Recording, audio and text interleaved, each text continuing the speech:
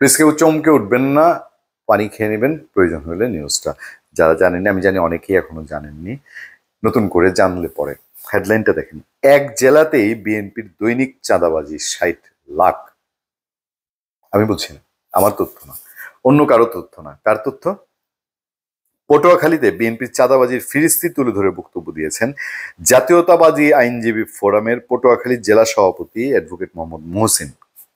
সম্প্রতি পটুয়াখালী শহরের শেরেবাংলা সড়কে কেন্দ্রীয় বিএনপির vice chairman air vice marshal অবসরপ্রাপ্ত আলতাফ হোসেন চৌধুরীর বাসভবনে আলতাফ হোসেন চৌধুরীর উপস্থিতিতে এক বক্তব্যে অ্যাডভোকেট মোহাম্মদ মহসিন এই বক্তব্য রাখেন। তবে বক্তব্যটি 5 আগস্টের পরবর্তী সময় হলেও সুনির্দিষ্ট করে তারিখ জানা যায়নি। বুঝতে পারছেন তো? 5 আগস্টের পরের, তো 5 আগস্টের পরে তো বেশি দিন লাগেনি। অনেক অনেক জেলা উপজেলা আছে।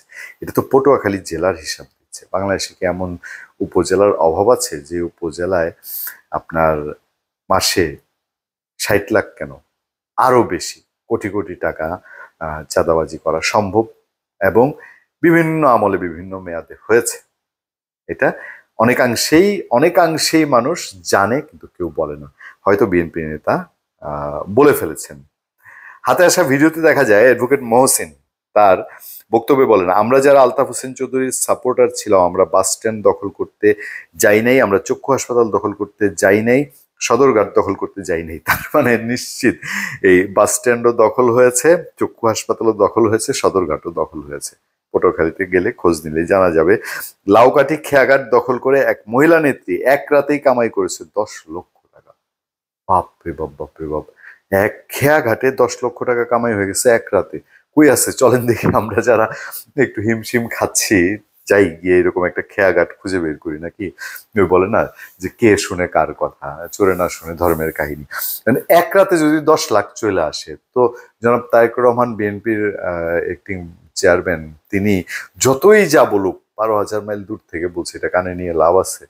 আরে আগে তো 10 লাখ নগদ নারায়ণ নাকি। দখলদারিত্ব কিভাবে হয়েছে?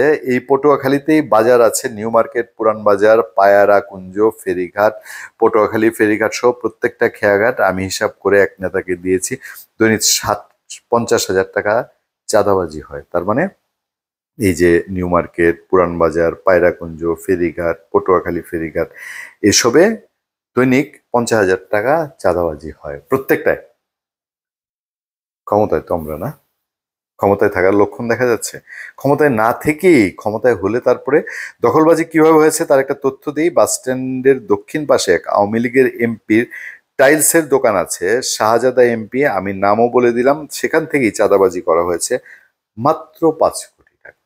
মহসিন সাহেব বলছেন, উনিই বলেছেন মাত্র 5 কোটি টাকা আওয়ামী লীগের এমপির কাছ থেকে চাঁদাবাজি করা হয়েছে। তাহলে আওয়ামী লীগের এমপি 5 কোটি টাকার বিনিময়ে কি সুবিধা পাচ্ছেন? নিশ্চয়ই কিছু একটা পাচ্ছেন, জেনে নিব পরে এক সময়। সেই চাঁদাবাজি কিন্তু আলতাফ হোসেন চৌধুরী কোনো নেতাকর্মী করে নাই। মহসিন সাহেব আরো বলছেন, আজকের এই সভা থেকে আমি দ্ব্যর্থহীন ভাষায় our dear great leader mister Tarique Rahman সাহেবকে অনুরোধ করবো, আপনি একটি নিরপেক্ষ তদন্ত কমিটি করেন। সেই তদন্ত কমিটি পটুয়াখালী জেলায় তথাকথিত বিএনপি নেতা কি পরিমাণ চাঁদাবাজি করছে, টেন্ডারবাজি করছে, তা তদন্ত করে দেখুন। সেই কমিটির তথ্যে যদি আমাদের নেতা আলতাফ হোসেন চৌধুরী নেতা কর্মীরা জড়িত থাকে, তার কোনো দিন রাজনীতি করব না।